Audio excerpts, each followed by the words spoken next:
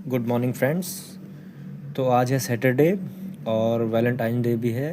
देखते हैं आज हम सीखेंगे कि मंडे को क्या हो सकता है मार्केट में। आपके मन में ये सवाल होगा कि ये जो गिरावट आई है क्या ये मंडे को भी कंटिन्यू करेगा, पूरा वीक कंटिन्यू करेगा, और अब हमें कहाँ तक बेयरिश रहना है और कहाँ से हमें सपोर्ट देखना है, कहाँ से क्या होने वाला है, ये इन सब के बारे में आज हम बात करेंगे। तो वीडियो पे बने रहें दोस्तों, क्योंकि मैंने देखो आपने अगर पहला वीडियो नहीं देखा है इसका तो आप सुबह मैं डेली वीडियो डालता ही हूँ, तो उसको आप इससे पहले वाला वीडियो देखो 13 तारीख वाला, कि मैंने 8 बजे वीडियो डाल दिया था कि मार्केट में पुट ख़रीदना है और पुट की स्ट्रेटजी बनेगी।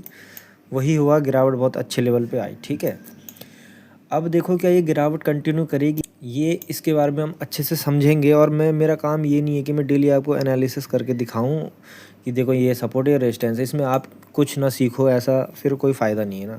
मैं साथ साथ सिखाता भी रहता हूँ, इसलिए मेरी क्लासेस भी ऑन है इसमें। यूट्यूब में फ्री क्लासेस है, कोई पैसे तो है नहीं उसके। ठीक है, तो चैनल को सब्सक्राइब करके रखो। देखो मार्केट इस वक्त कहाँ पर आ चुका है, 25,460, मतलब 500 का लेवल टूट चुका है, जो कि मैंने बोला था। मैंने लेवल ड्रॉ करके भी रखे थे। अब जो मार्केट में क्या है, सपोर्ट अगर आप देखें तो कहाँ पे आपको नज़र आ रहा है सपोर्ट, हमें जो नज़र आ रहा है इस वक्त इस जगह पे है सपोर्ट। तो ये जगह कौन सी है, 25,000 की। मतलब क्या अभी 460 पॉइंट और गिर सकता है मार्केट?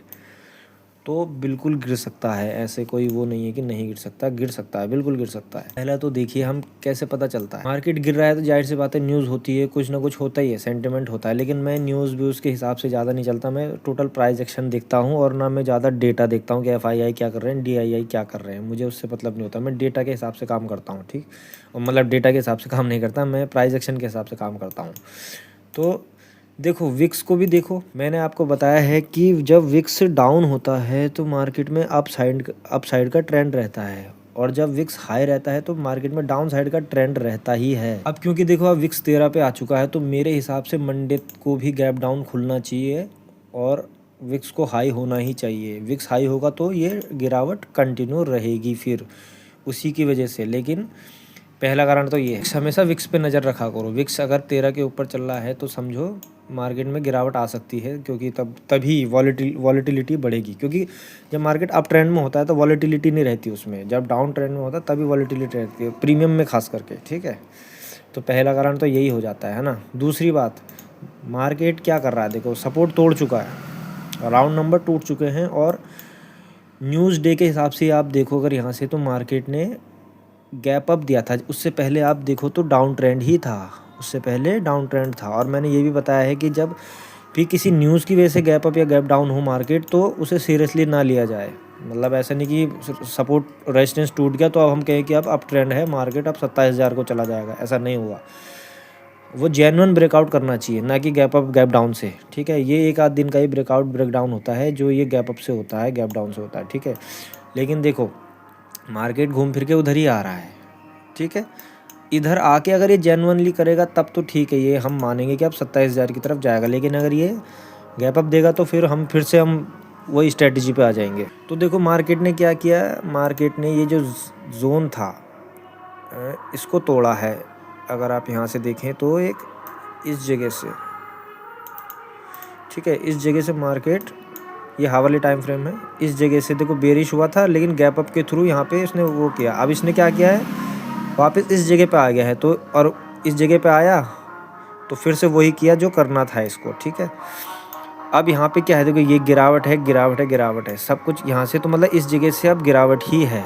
और यहाँ पे जाके देखा जाएगा जब मार्केट जब भी आता है।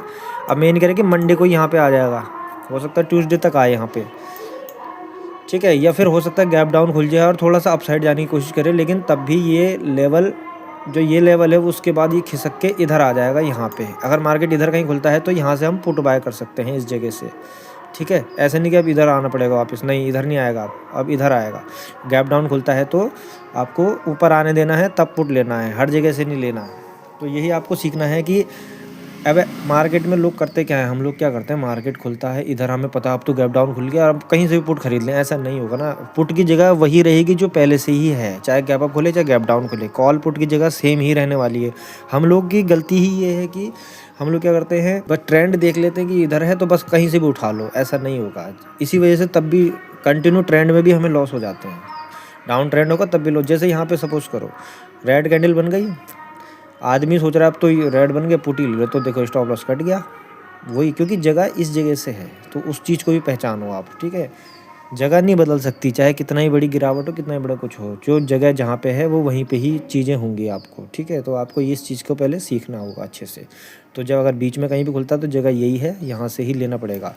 अगर इधर खुल जाता है, इधर खुल जाता है यार, इस जगह पे रहने की कोशिश करता है, तो यहाँ से पुट नहीं लेना, एकदम से पुट नहीं लेना है यहाँ पे, ठीक है। आपको इस जगह पे वेट करना। अगर इस जगह पे रहता है तो हो सकता है क्योंकि खिसक खिसक के ऊपर चला जाए या फिर यहाँ से गिरे, लेकिन वो एक कोशिश कर सकता है। फिर ट्यूसडे को यहाँ से गिरे, मंडे को हो सकता है इधर खुल जाए और ऐसे ऐसे ऐसे ऊपर कॉल, फिर यहाँ से ट्यूसडे को जाए, या फिर यहाँ पे खुले और ऐसे आए, तो फिर यहाँ पे आपको कॉल पकड़ना है, ठीक है। जगह आपको समझ में आ जाएंगी इससे, ठीक है ना।